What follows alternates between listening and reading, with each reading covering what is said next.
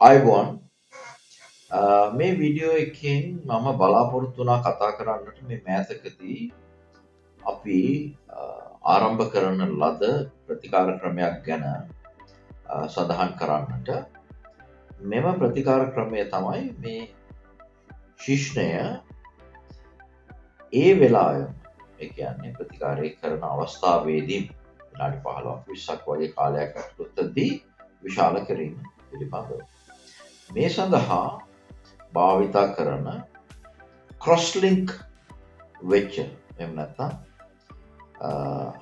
අණු එකිනෙකට හරස්ව සම්බන්ධ වෙච්ච හයිලුරෝනික් ඇසිඩ් ෆිලර් එකක් අපි භාවිතා කරනවා.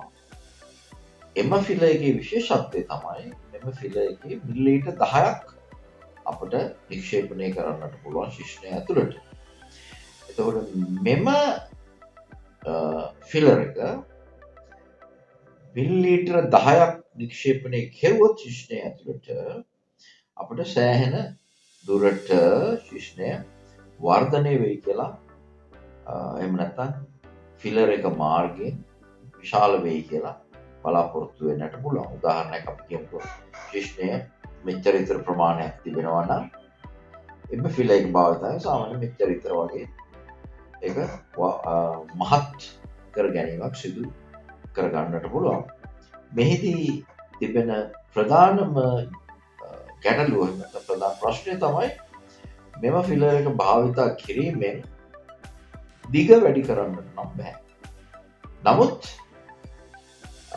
මහත වට ප්‍රමාණය වැඩි කරන්නට පුළුවන්. ඒක එකෙනෙහිම සිදුවෙන දෙයක්.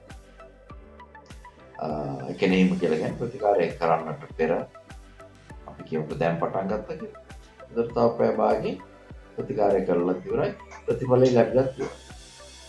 ඉතින් මේ ප්‍රතිකාරය ගැන බොහෝ විට අපෙන් කරුණු විමසනවා පුද්ගලයින්. මොකද මෙම ප්‍රතිකාරය පිළිබඳව මේ ඉන්ට්‍රස්ට් එකක් එහෙම නැත්නම් උනන්දුවක් ඇති වෙලා තිබෙන්නේ මෙම ප්‍රතිකාරයේ ප්‍රතිඵල ඒ වෙලාවෙම සිද්ධ. සයිඩ් ඉෆෙක්ට්ස් කියලා විශේෂයෙන් කියන්නට මොකද සයිඩ් ඉෆෙක්ට් එකක් ඇතිවන්නේ නැහැ. මේ පිළිබඳව දැනගන්නට ඕනේ නම් අපිත් එක්ක සම්බන්ධ වන්න. අයිබෝන්